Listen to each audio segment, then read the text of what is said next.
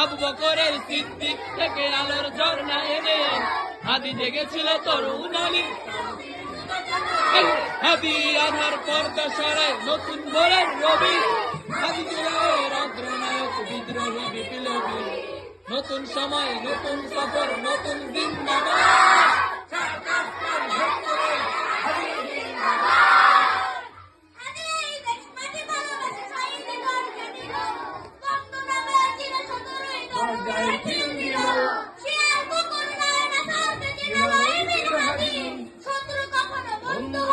বন্ধু না অপরাধী।